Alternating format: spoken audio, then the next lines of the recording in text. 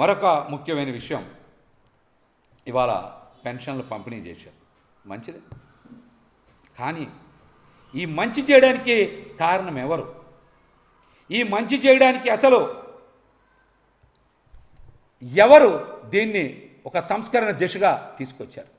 ఎవరు దీన్ని 60 నెలల పాటు నిక్కచ్చిగా అమలు చేశారు అన్నటువంటి అంశాలని ప్రజలందరూ కూడా బలంగా గుర్తుపెట్టుకోవాలి.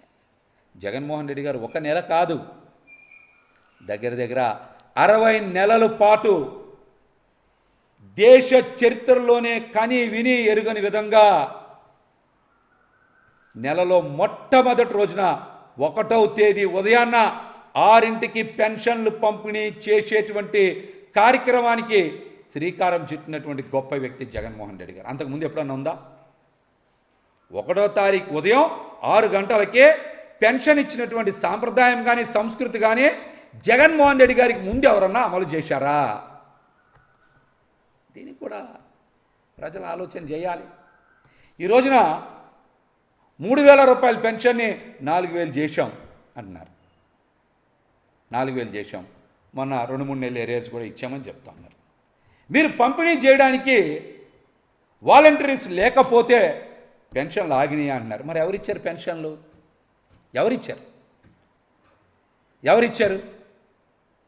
సచివాలయ సిబ్బంది ఇచ్చారు. మీరే కదా చెప్పారు, సచివాలయ సిబ్బంది ఇచ్చారు. ఈ రాష్ట్రంలో 15,000 సచివాలయాల్ని 1,40,000 సచివాలయ ఉద్యోగస్తుల్ని నియామకం చేసింది ఎవరు?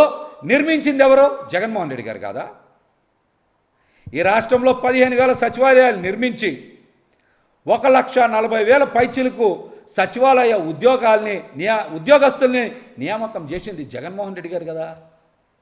ఆ వ్యవస్థని మీరు ఈరోజు ఉపయోగించుకొని పెన్షన్లు పంపిణీ చేశారన్నటువంటి వాస్తవాన్ని మరుగున పరచాలనే ప్రయత్నం చేస్తున్నారు. అది ప్రజలు ఎప్పటికీ